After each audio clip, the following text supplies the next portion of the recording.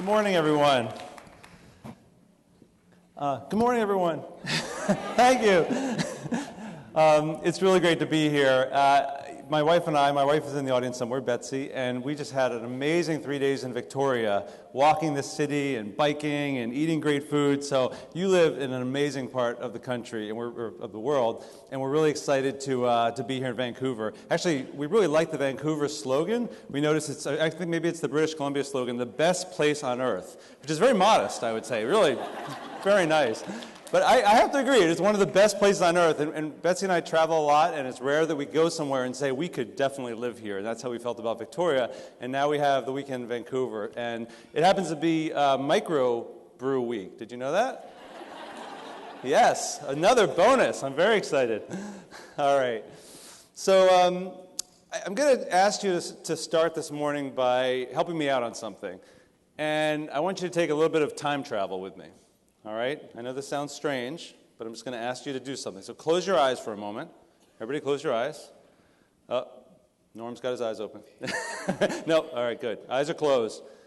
Okay, so picture yourself back in a classroom during your schooling. Could be when you were 5 or 6 or 10 or 15.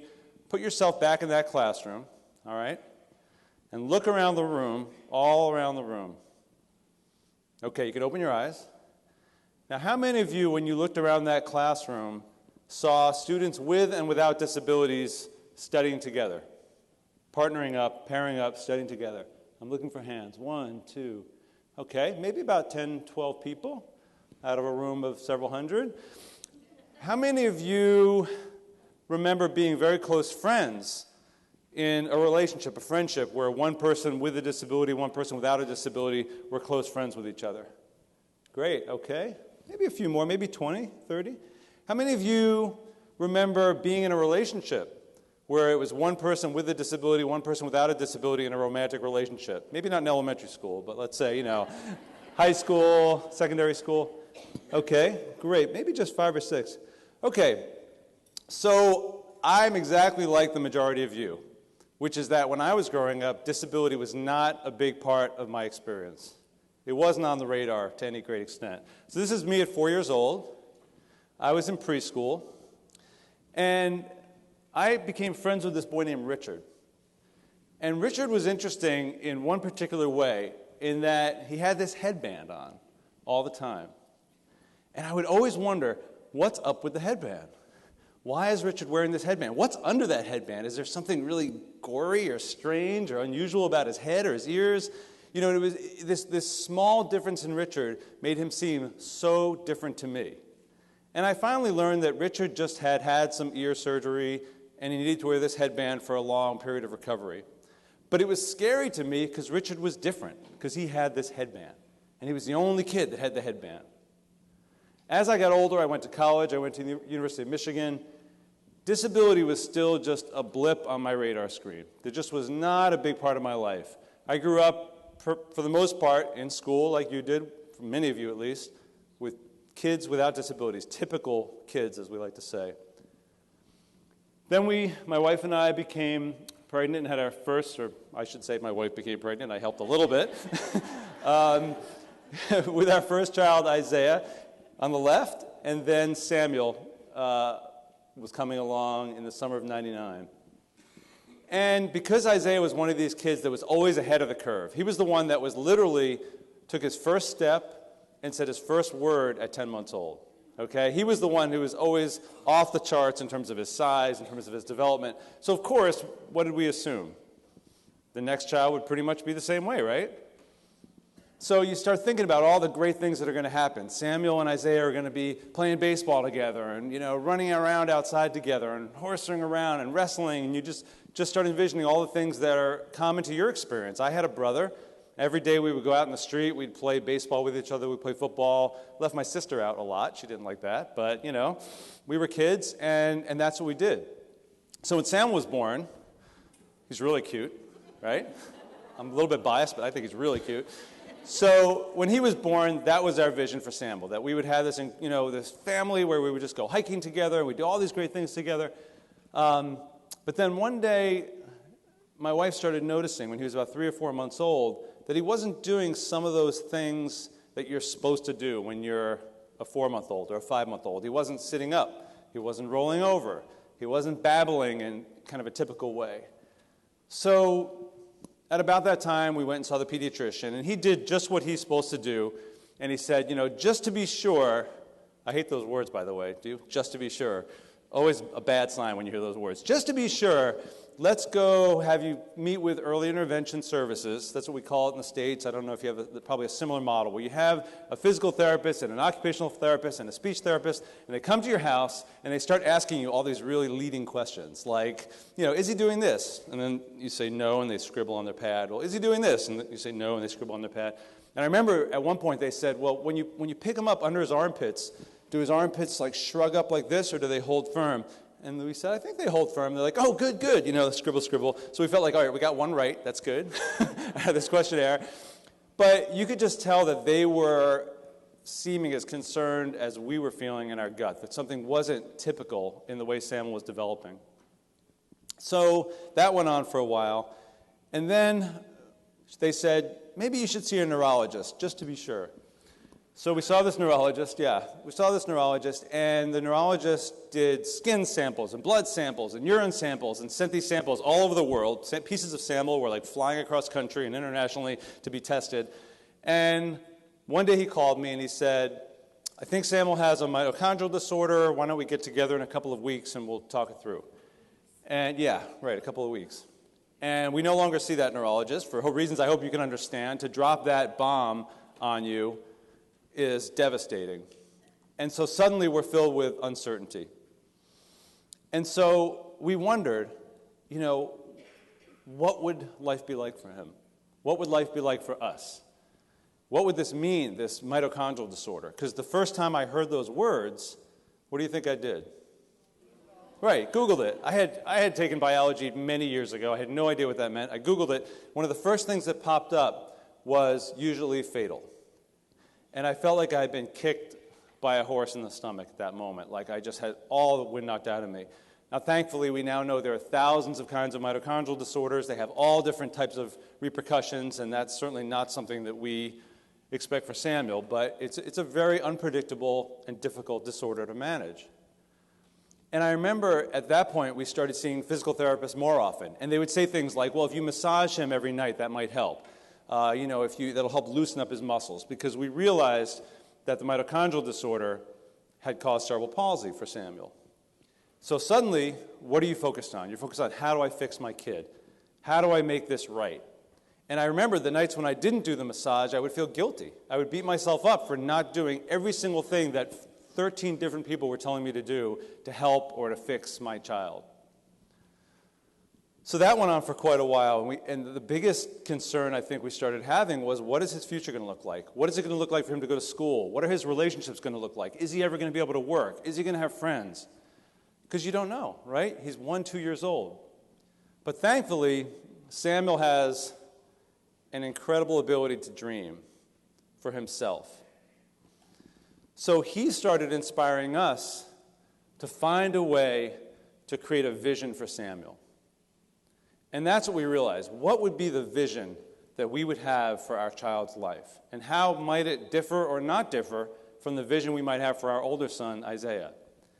So right around that time, my wife and I had the opportunity to go through this leadership program. I call it like a disability boot camp for learning to advocate for your children. This was run through the University of New Hampshire, where I work, but there's a national model in the States called Partners in Policymaking. And it's a great model for families and individuals with disabilities.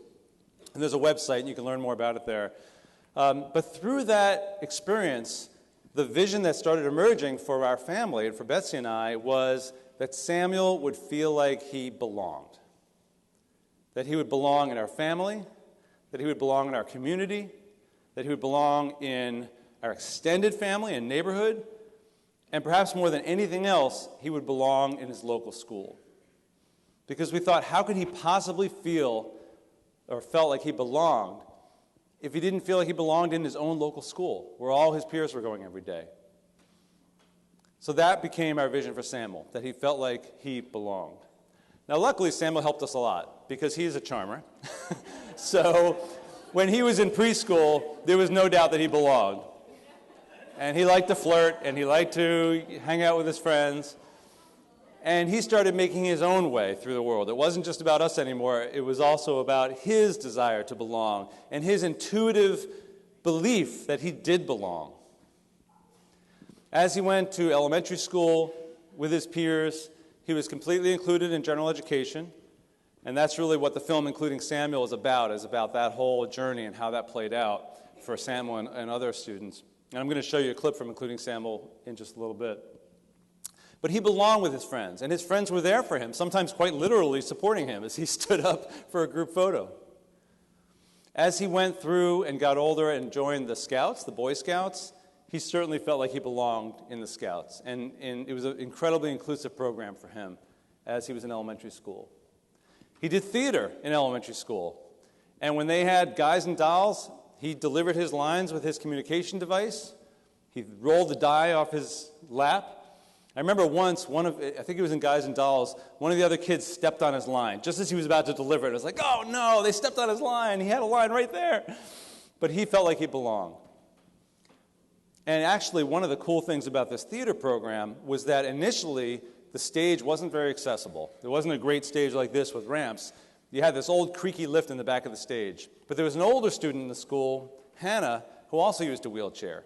So a bunch of volunteers came together and built this incredible set of staging that had built-in ramps up front, had all these levels. So not only did it make it accessible for Hannah and Samuel, but it made for a much more creative choreography approach because you had kids at all different levels, kids could be seen, their parents could get pictures of them, everybody was happy.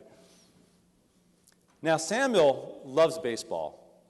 And when he was in earlier, he played t-ball when he was 5, 6, 7. Do you guys have t-ball here as well? All right, good. Just making sure. So t-ball is like herding cats, right? It's not that. It's crazy. I mean, kids are hitting the ball. They're running up the third base line instead of the first base line. You know, everybody's doing whatever they want. So inclusion wasn't that difficult early on. But as Samuel got older, he said, I want to continue to play baseball. And this was at the point when kids were pitching the ball to each other. And some of the kids were pitching pretty fast. And some of the kids were hitting the ball like screaming line drives, right, up the baselines. But Samuel wanted to play.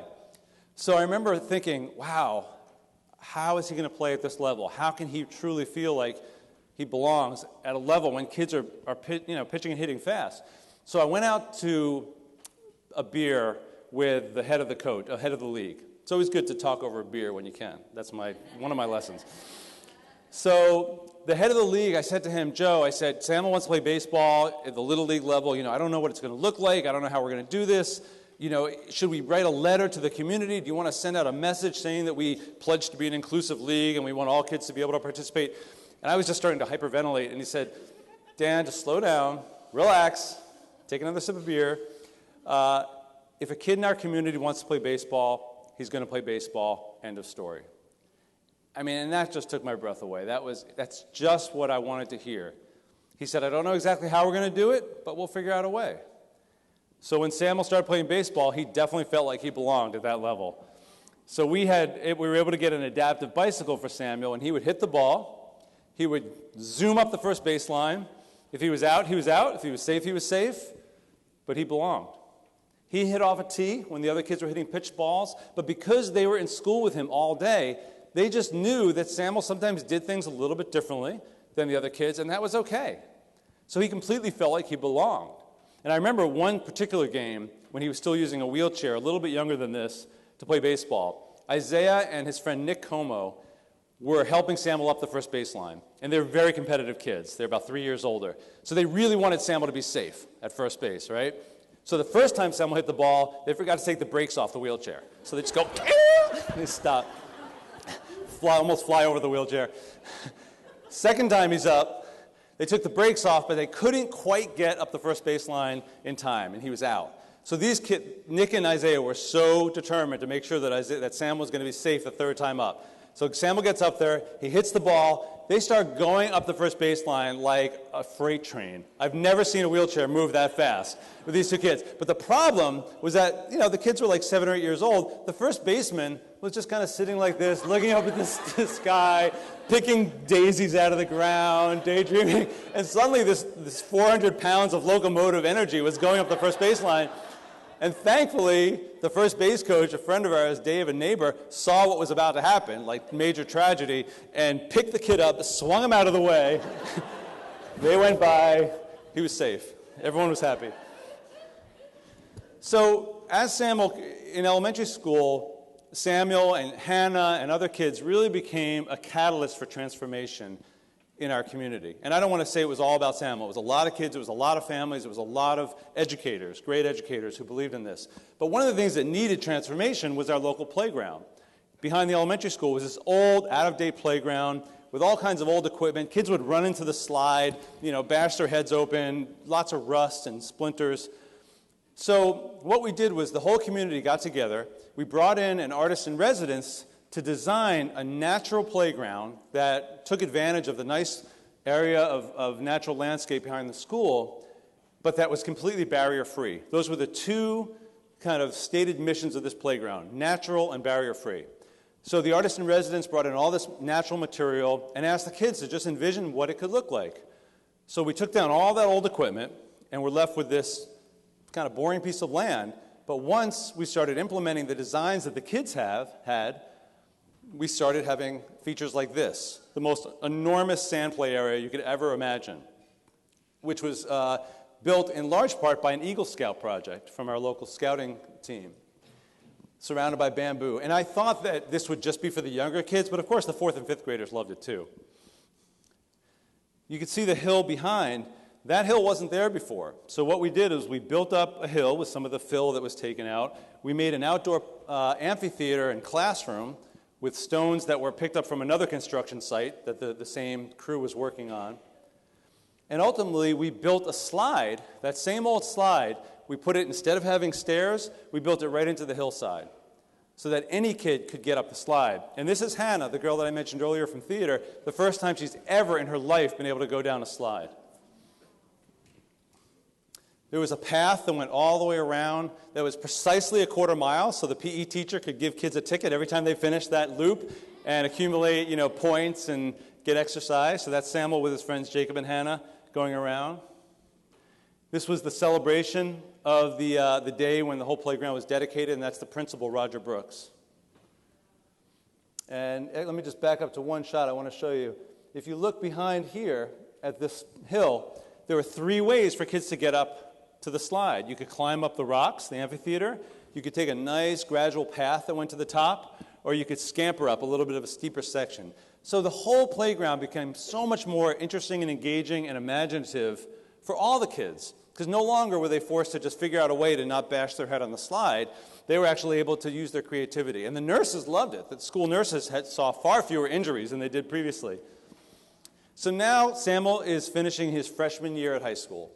So those of you who have seen Including Samuel and see him as this little, 4, 5, 6, 7-year-old, nope, he's shaving now. He likes girls a lot. Not as quite an innocent a way as he did when he was in preschool. And the great thing is that he's consistently, through middle school and high school, had a really strong grade point average and generally has been on the honor roll. So if you're at all surprised that a kid with complex medical issues, complex physical disabilities, a kid who uses a communication device has succeeded in school and inclusive education, you shouldn't be. And most of you here, I hope, are not surprised. But here's some evidence. If you look at 30 years of studies around inclusive education, you will know and you will find that included kids have better communication skills, higher academic achievement, wider social networks, and fewer behavior problems. And these are studies that I've been looking at since I've been in this work for a decade or so, and I have yet to find a study anywhere that shows that segregated, self-contained environments result in better outcomes in academic areas, in social areas, in post-school outcomes. All the outcomes are better when kids are included in school. But there's still a lot of kids who are not being included, right? We know that. So here's one story that really illustrates to me in a powerful way the danger of low expectations. And it revolves around a kid named Todd. Todd is somebody that I knew on a couple different levels. I did a photo story early in my career on mainstreaming when they were just starting to try inclusion, or what they called at the time was mainstreaming. This was back in the early 90s. And I got to know Todd because he was one of the people I featured because he was mainstreamed in the elementary school. And he had this great friendship with this kid named Scott up there in the top left. And in elementary school, things were going really well. He was included. He had a really strong social network. He seemed very happy. He seemed engaged. And that went on until about 5th or 6th grade. And then in middle school and high school, they basically said, well, we don't think Todd can keep up anymore with the work because he has cerebral palsy, he was nonverbal, he didn't have any communication device at the time or any way to communicate. So they just kind of assumed that there's no way he would understand grade level curriculum, right, at middle or high school. So they segregated him into a self-contained, separate classroom just for kids with disabilities. The level of the curriculum went way down. The level of discussion and discourse in the class went way down. People started literally, patting Todd on the head. They would make commitments that were never fulfilled about what they expected to do for him and with him. And that really went on all the way through high school and through his transition to adulthood, 18 to 21. Finally, at about the age of 21, 22, Todd got access to some communication technology. And he was able to start typing to communicate. And you know what the very first thing he typed, and I got this right from his mother, the very first thing he typed?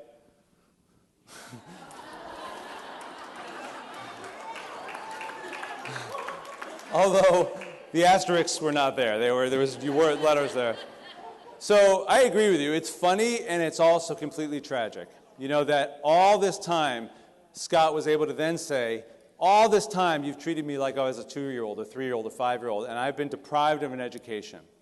So anyone who says to me, well, why should this kid deserve to be in a classroom when we don't know what he or she is going to absorb or what he or she is going to learn, I say the real danger is assuming they're not going to learn.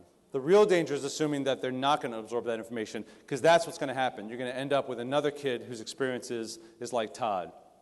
So it's easy for us in the room perhaps to agree with that, but then you look at the statistics, and these are U.S. statistics, but I would imagine that very similar statistics exist here in Canada, which is that 56% of kids with intellectual disabilities spend their entire day segregated in special education classrooms.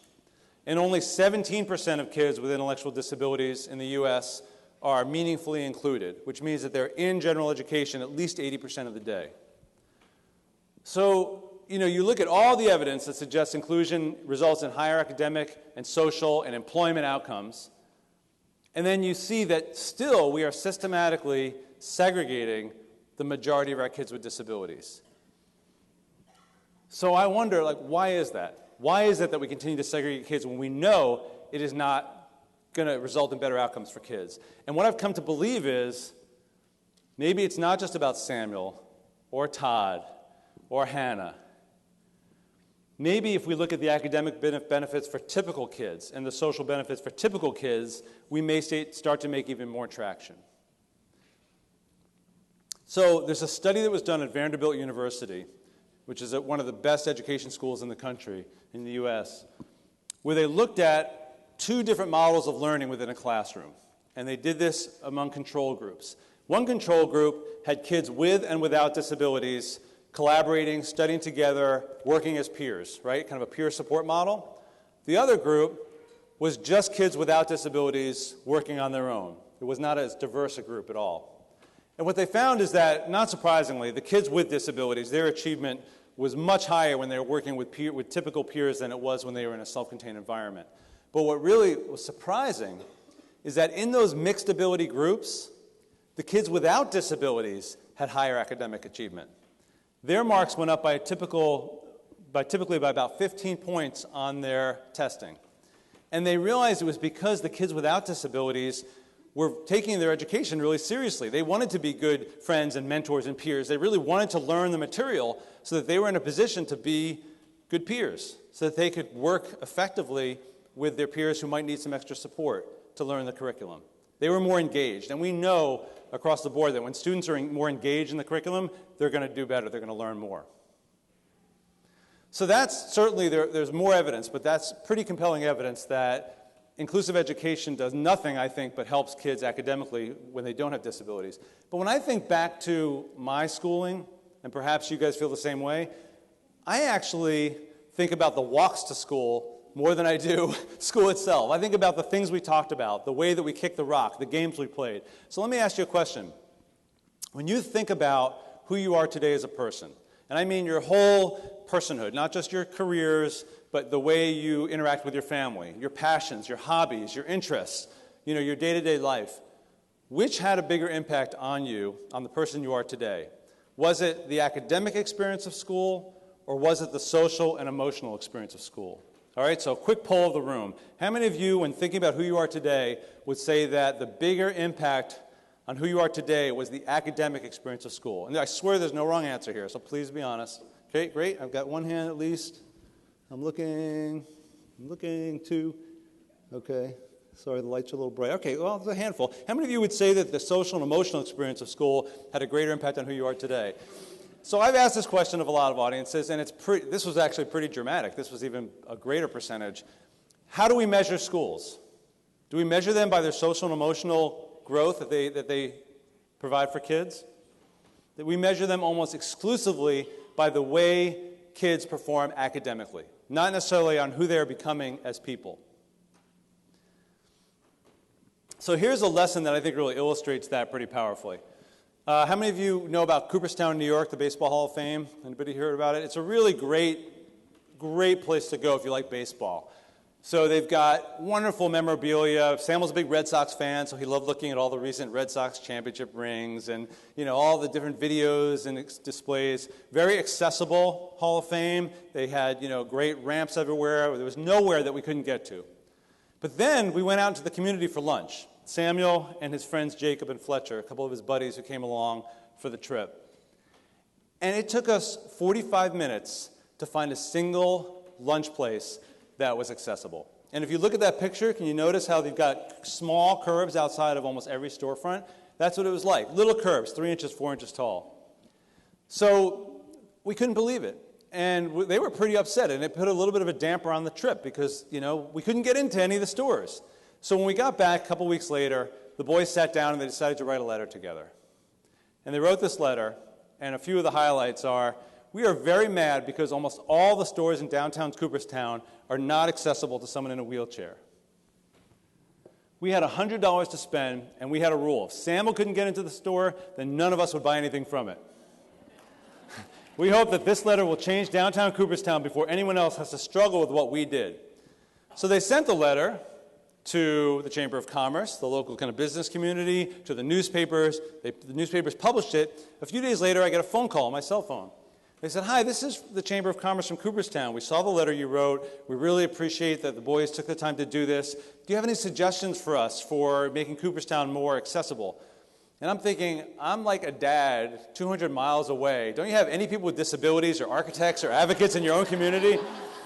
So the good news is that I have a friend who's got family in Cooperstown, and it told me that just recently, that I guess for a while there had been in the works an effort to redesign the downtown sidewalks to make them more accessible. And I don't know how much the letter had to do with it. I'd like to think it had something to do with it. But now Cooperstown has completely redesigned their downtown and made all the stores, or most of the stores, accessible. So that is the kind of lesson that these boys learned around social advocacy, around the power of standing up for yourself and your friends. Would they have ever thought to do this if they hadn't been friends with Samuel their whole life? Would they have ever thought to take this kind of action and become advocates if they had not been friends with Samuel their whole life? I don't think so. So maybe it's not just about Samuel or his friends. Maybe it goes even beyond that. Maybe it's about all of our sons and daughters, all of our nieces and nephews and our grandchildren. Not just the people in this room, but everybody. Because truly, when you think about what kind of world do we want them to grow up in? Do we want them to grow up in a world where a kid with a headband protecting his ears is seen as strange and scary like I did when I was a kid? Do we want them to grow up in a world where they see anybody who's different in terms of their ability, in terms of the way they speak, or the way they see, or hear, or walk, is different and a little scary? Or do we want them to see that this is just a normal part of our world, this is life? And I have to say, I'm encouraged by a few things. One thing I'm encouraged by is the fact that things do change, okay? There was a time when FDR, Franklin Delano Roosevelt, could not be seen anywhere using a wheelchair because it was inherently seen as a sign of weakness. So in all the official portraits of him as president, the wheelchair was hidden. And things have not changed as much as I would like, but they have certainly changed to some extent. How many of you remember smoking on airplanes, right? How many of you remember sitting in the way back of the station wagon without a seatbelt? Remember? How many of you remember when nobody recycled? I mean, that just wasn't even part of what we did. So things do change. I mean, some of you, I don't remember this very clearly, but some of you may remember a time when there was systematic segregation racially, right? Where blacks and whites were legally separated in schools and relationships. So that gives me hope. A small thing that gives me hope, but not so small, is when we were in Victoria the other night, I showed my film, Who Cares About Kelsey? And a young woman spoke up. She was maybe 19 or 20. She said just what I say all the time. She said, disability is part of our diversity. We should embrace it. She said it before I could even get to it. And I said, that is great. Then another young man raised his hand and says, not only that, I think we do a disservice to kids without disabilities to not let them have the exposure to the full diversity of the world, to not let them be in inclusive classrooms. I think we do a disservice to kids without disabilities. I was like, wow, I could just stop now. I'll sit down. You guys are doing all my work. So finally, before I show a video clip from Including Samuel, I just want to share one last story that was very powerful for us as a family and for Samuel. Barber OBrien, who's a big part of the film Including Samuel, was Samuel's kindergarten, first grade, and second grade teacher. He was in a multi-age classroom where you had kids going through with one teacher for several years, which is a model that's in a lot of schools. And Samuel was there from kindergarten, first grade, second grade, through with many of the same kids. And we've had a lot of refugee resettlement throughout New Hampshire. So we've had students from the former Yugoslavia when there was war there, from Iraq, from Nepal, from many African countries that have been torn apart by war, resettling in central New Hampshire. It's been a wonderful thing for our community, I think, in terms of diversity. So one day, a little girl came in, and she was from Burundi, but she'd been living in a refugee camp in Kenya for years. So her daily experience was cooking dinner on the dirt floor of a hut. There was nothing around the American culture or language. It was a completely different world. And one day she suddenly parachuted, literally, practically, into our community. And she didn't know how to communicate with anyone. She didn't know how to navigate her way around the school.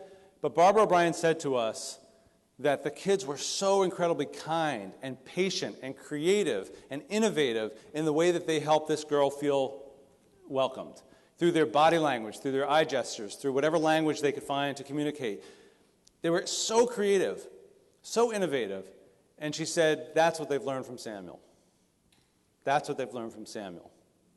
So because he belonged in that classroom, this little girl felt like she belonged in that same classroom. So truly, that is what Samuel has taught me. He has taught me patience. He has taught me innovation. He has taught me compassion. He has taught me to understand that we all belong. And that is a lesson I will forever be grateful for and has made me a much better person. So those are my final kind of comments before I transition. Now I'm going to show you a 12-minute clip from Including Samuel because so much of what everything in our world has led to is kind of represented by this film. So I wanted to share a little bit of the film, and we'll conclude with that last film clip.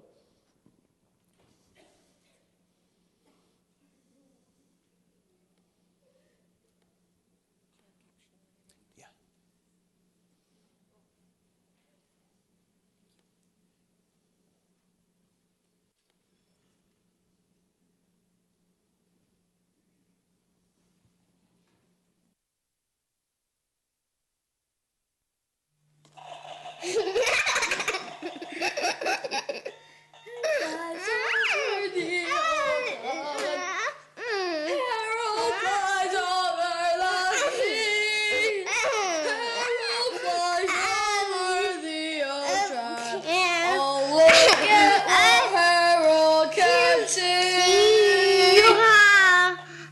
Take a bow. Okay. Thank you.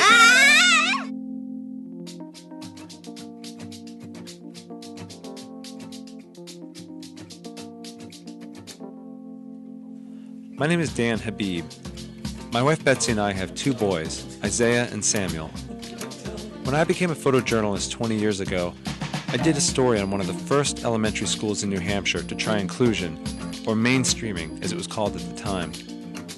At Beaver Meadow Elementary, kids with disabilities began to join the same classrooms as kids without disabilities. Now my son goes to Beaver Meadow. He has a disability, and I think about inclusion every day.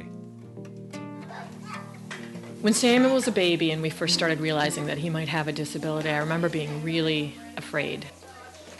Because all the things you imagine for your child were things I was afraid about. How could he run around on the playground and play kickball when he couldn't run?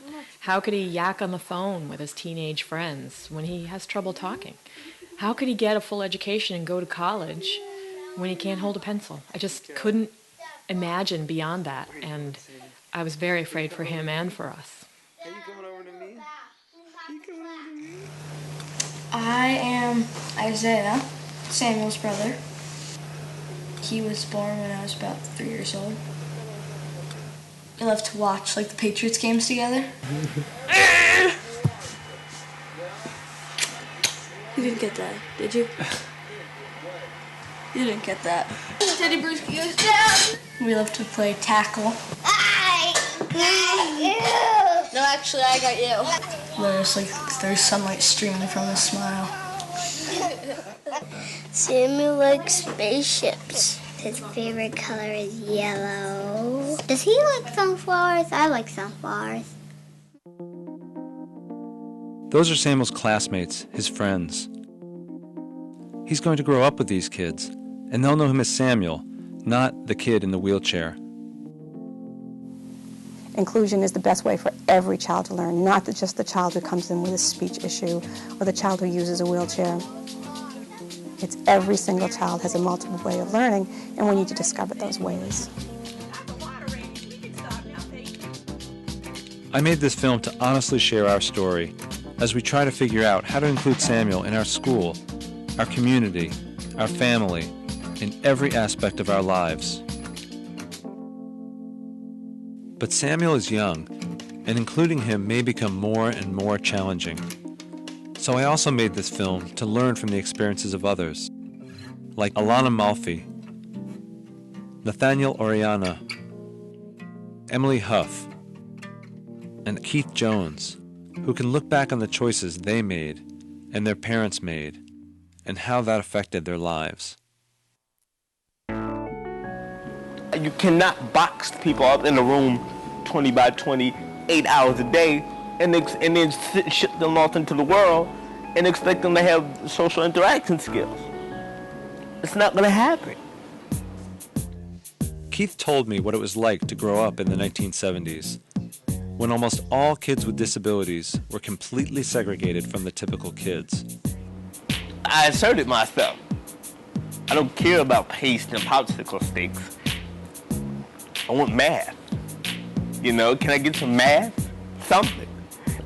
I was different in the fact that I had a family that knew what it was and how it was to be in education. They knew what they wanted for their child, because they also expected a lot of me. It's not all on the school. It's a two-sided equation.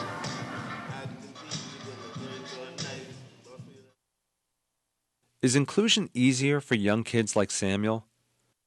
What makes inclusion work well, and what makes it fail?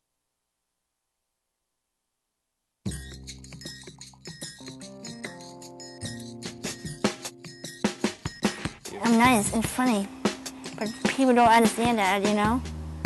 We feel that they thought that inclusion was a good idea, so yes, let's go do inclusion. I did not have any formal or informal training to have these students in my class. How am I going to reach the valedictorian and reach Alana at the same time? I don't know how to do that. I'm not even sure I reached the middle of the road this year. I have cried many times about this year. I don't know what to do. I don't want another year like this year.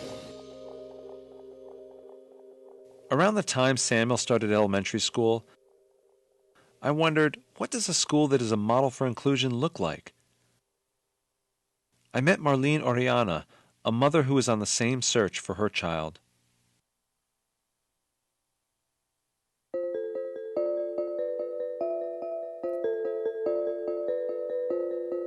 He was withdrawn, very repetitive in all of his movements, very, very minimal speech. I didn't know anything about autism, and neither did my husband. I mean, it was like going on a roller coaster that never ended.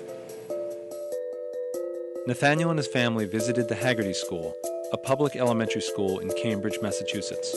As soon as I walked in through the door with my husband, we said, this is it. It feels like home. We really accept people for who they are and what they are.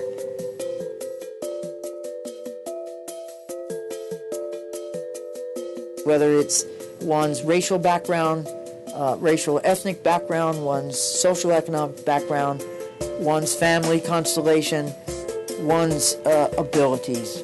Seeing diversity in its fullest sense as an important quality. We're having about 2 more minutes left. I can't limit him. I can't do that. Everybody else in life is going to limit him. I can't do it. And trying hard not to bump into each other. Can all children be included? Are there times when a separate school really is the best place for a student? I got to know Emily Huff as I looked for answers to those questions.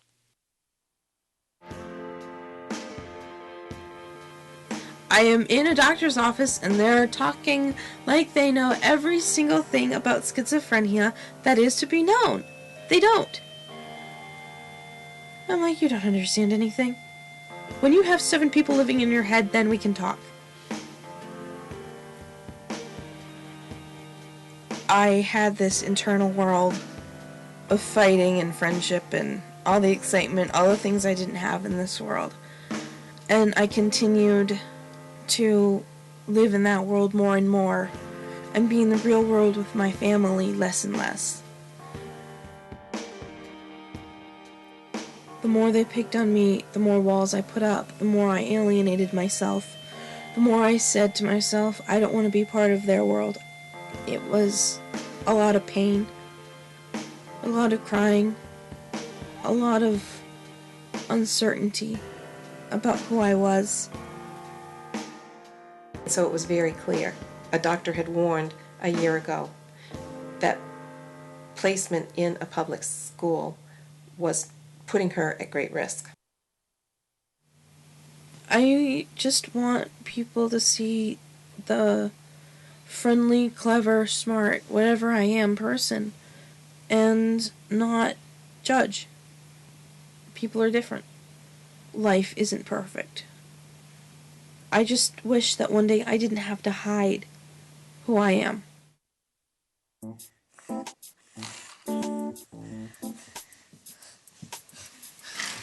Now that I'm so close to a person with a disability, I can't believe that I was so blind to what people with disabilities in our community, in our country, in the world deal with every day. There was this huge civil rights issue, this huge amount of prejudice going on, and I never noticed it before. I see the work of inclusion as probably the last frontier of desegregation. If you read the brief from Brown versus Board of Ed, the Board of Education argued that if we let blacks be integrated, that the next thing you know is that we'll be letting people with disabilities be integrated. Samuel has changed the way I look at everyone around me. He has taught me not to prejudge anyone by how they talk, or whether they can talk, or how they move or see or hear. He has taught me patience. He has taught me not to make assumptions. Have you learned anything from him?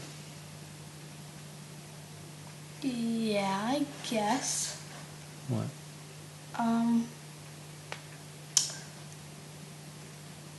I learned it's possible to sit down, play t-ball and hit and still hit really far at the same time.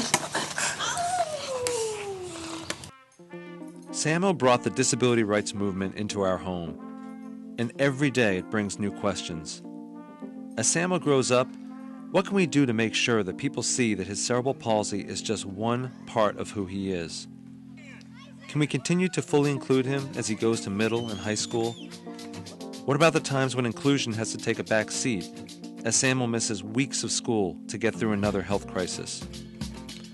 I don't know the answers to those questions right now, but I know that Samuel loves life. He loves to laugh and he loves the Red Sox. He wants to keep up with his brother and be a part of everything we do. He will teach a lot of people, which is good, because the world has a lot to learn.